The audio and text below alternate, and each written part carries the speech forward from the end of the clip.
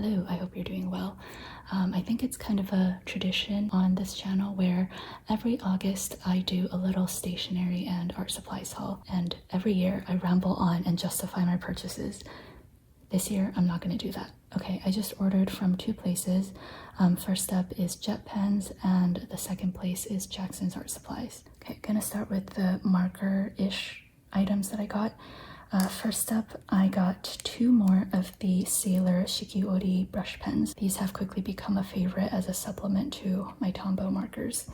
So this purplish one is Yosakura and this one is Shimoyo, which I actually have the matching fountain pen ink of this one. This is the matching fountain pen ink and it's one of my favorites.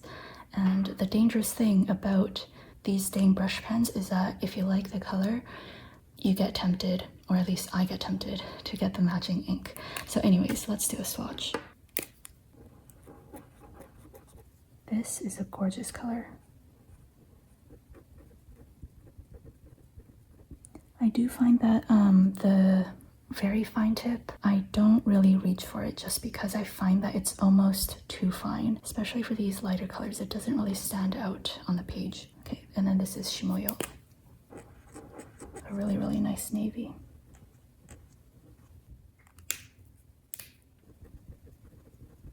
Really, really pleased with these colors and happy to have them in my collection. Then I have the Stabilo Boss highlighter, and this is part of their nature collection. I think in last year's video, I bought some of their other ones, and these are some of my favorite colors. So I wanted to get another one. This one is Umber. A really nice beigey tan color. I'll quickly do a swatch of the other ones. I don't really remember the names of these though. This is a really nice muted olive green. This one is one of my favorites, super unique. It's like a sea moss green. And then this is a kind of like a taupey gray, less saturated than this one. So yeah, if you're into like more muted highlighter colors, I would really recommend these ones. I will say these do tend to pool at the end, so I do find that for a lot of papers it bleeds onto the other side, so just be careful with that. Then I have a gel pen, which I really do not need another gel pen, especially because I already have a Sarasa Grande in a purple. This is the purple that I have, and it is one of my favorite pens. It has a really nice weight to it, and it just feels really luxurious. I can't remember. Yeah, I think this is 0.5 millimeters. And I do find it to be a little bit too juicy for my writing, so I wanted to get a 0.3 to try, and then I also got a 0.4 refill also to try. So this color is blue black. Whoops, it literally says it right there. For some reason, I have been really into navies and like vintage blues lately, like even in my wardrobe and now stationery. And I'm just noticing that the hardware for this one is like a very light gold, whereas for the purple one that I used to have, or that I have now, is silver. And I really like navy and gold together, so I love this. Okay, let's give it a try. Oh, and by the way, the ink inside currently is blue black to match the barrel.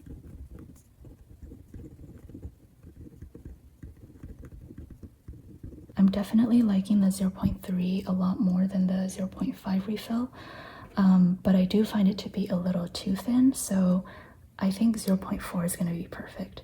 I'm not going to open it now just because I feel kind of bad if I have to waste this ink, so I'm going to use a 0.3 for now, and then after that's all done, I will switch it in for the 0.4. Okay, cool. Really happy with this. The next item is really boring. This is a little case of 12 HB 0.5 lead for my rotring pencil. This is a brass mechanical pencil and it's very heavy, and I prefer it for my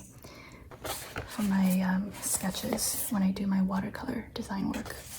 You don't need to get the matching lead, but I do really like this lead, so might as well. Then I got 2 packs of stickers, and these are kind of like a similar line art vibe.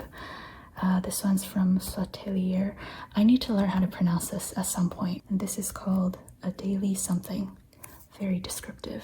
So yeah, mostly black and white doodly line art with a little bit of color, and I really like these random doodles. Then this one is from Midori. These are, I believe, transfer stickers. No, they're just removable stickers. Okay, and this is like a coffee and stationery theme, which I really like. And there's actually 2 pages. The back is like some random shapes of different colors, and I really like it for layering. So I think this will be fun to work with. I'm actually really proud of myself because I have been using up like full sets of stickers in my spreads. So I feel like it's okay to buy a few more here and there.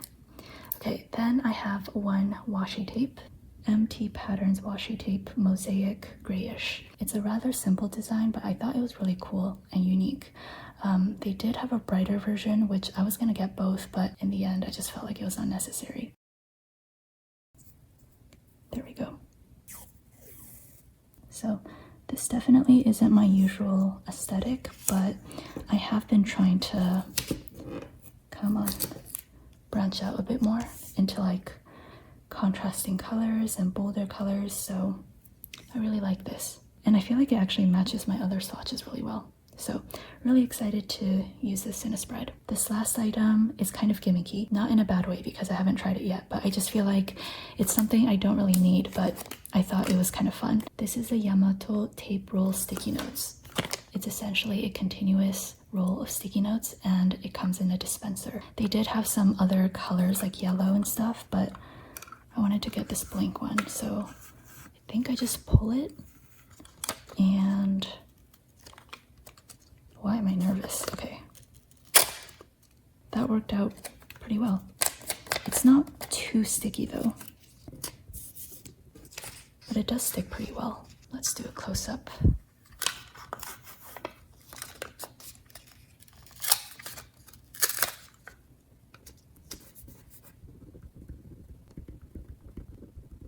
Okay, I think this is pretty cool. I think I have to play with it a bit more and see how I can get creative with it. But so far, I'm pretty impressed. I suppose it can't be too sticky so that it like sticks to the cutter. It's going to be harder to pull out or something. I'm just not sure about this part. But otherwise, the product itself is pretty awesome. All right, this is everything that I got from JetPens. Alright, this is my Jackson's Art Supplies order. I think I place an order from them once a year, just like a bunch of things that I have been wanting, so I am very excited. I will quickly unwrap everything. I'm going to start with the colored pencils that I got, and I just noticed it forms a really nice rainbow. This is the Caran d'Ache Pablo colored pencils, and I love using these for all sorts of sketching. And currently I have a little collection of them. These are all of the ones that I have so far. This one is reddish orange.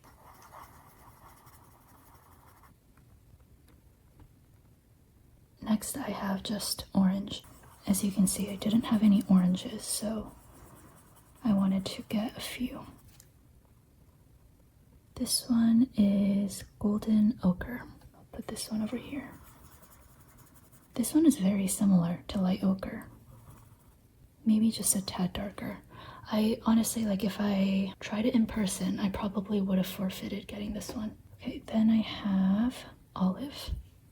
As you can see, I love ochre colors and olive greens.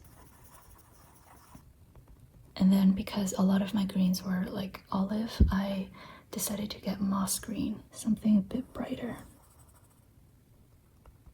And then lastly, you can kind of see I'm really lacking in the blues department, so I decided to add Prussian blue. I don't even have a section for blue. I guess I'll put it over here. Alright, so those were the colored pencils that I got. Then I will move on to watercolors, which basically makes up the rest of the video. So I currently have this Meeden watercolor palette from Amazon, and this holds, I believe, 24 half pans. 2, 3, 4, 5, 6, 7, 8, 9, 10, 11, 12. Yeah, 24 half pans, or you can do 12 full pans. And then I also have this micro palette, which you might recall I got this from Jackson's as well, I believe. And this is an itty bitty palette that holds six half pans. And I felt like I wanted something in between 6 and 24. And so I decided to get another palette. This is just a black metal palette, and this one holds 12 half pans or 6 full pans, and I think it's a pretty decent size, especially for on the go. It also has this at the bottom so you can put your finger through and, you know, hold it in place. So that is the palette. And you do have to buy the little containers separately. These are the empty pans, and I usually just get half pans. So this is a set of 6. So I'm gonna fill these pans with the watercolor tubes that I already have, but I also got these little cakes. This is from a brand I have never tried. I should have searched this up beforehand. I feel like it should be Roman small. I feel like the Z is silent. I don't know. I'm sorry. Yeah, so I've never tried these paints before, and I'm really excited. Gosh, this first one is called Quinacridone Gold, and I heard a lot of great reviews about this particular color. This one is Davies Gray. I'm trying to branch out from Payne's Gray. And then lastly, this one is Buff Titanium. I know there's like a lot of opinions about using white watercolors, and I used to follow the notion that you should never use white watercolors, but I don't know, I feel like there's really no rules, and I thought instead of like a plain bright white, I can get Buff Titanium and play around with that. Then I got 2 colors from Daniel Smith, and this was definitely a treat. I did not need these colors, but I got Bordeaux, and I usually get the 5 milliliter smaller tube because I will never finish this, but for some reason Bordeaux only came in 15 milliliters, and I really wanted it, so I decided to get the larger tube anyways. And then this one is Perylene Green, and I'm really excited about these two. I feel like I said excited like 5 times in this video. I'm gonna do swatches of all of these colors, but before I do that, I did also want to show the 2 paintbrushes that I got. I think I mentioned this in one of my watercolor videos, but I am really not picky about my brushes because I'm terrible at taking care of my brushes, so I need to replace them periodically, so I don't invest in like expensive brushes. This is just the Jackson's brand, and I got the pointed size 2, and then this is, I don't even know the brand, one of these words, and this is a size 0, and it's a liner brush. Especially for these like delicate detail brushes, I do tend to wear them out pretty quickly, so yeah, got some very nice and sharp brushes. Before I do the paint swatches, I will show the last item that I got from Jackson's, and it is this like zippered paintbrush case. So this looks kind of silly because these are so tiny, but you can just put them in here. I thought this would be nice for on-the-go painting, especially because I have been doing that a lot more recently.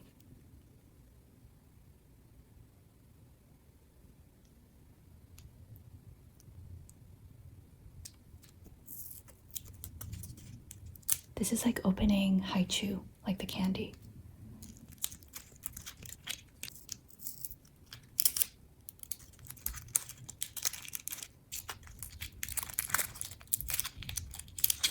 I will definitely rearrange my palette. This is definitely not how I plan to set it up, but for now, I will just keep it here. I don't want to use these detail brushes for the swatches. I'm going to use a size 4 Cotman. Oh my gosh, I'm so excited. Okay. This first one is Buff Titanium. That is so nice. As you can see, this is obviously not white, but it can kind of act as a white. Oh, that is so fun. Okay, I'm gonna do this one next, which is Davies Gray. Whoops. This one is a bit more on the transparent side, I think. I have to look more into like the paint properties. I do like this one. It leans more green than blue, which is great because Payne's Gray already kind of takes that role. And I wanted something a bit lighter and less dominant than Payne's Gray. Then I'm gonna do Quinacridone Gold. This one I'm very excited about. I have high hopes. This is stunning. Oh my gosh. I'm so happy. Wow. Love, love, love. Then I'm gonna try the Daniel Smith Bordeaux. I am already liking this. Wow. Look at that. I am such a paint nerd. I'm sorry. Okay. Holy moly. Okay. As you can see, I'm very excited. That is gorgeous. This is definitely like one of those colors you don't need in your palette, but it's fun to have. And then lastly, we have Perylene Green. Ooh, this smells nice too. It looks like a more saturated version of Davy's Gray, actually. I feel like this would make a really nice shadow color.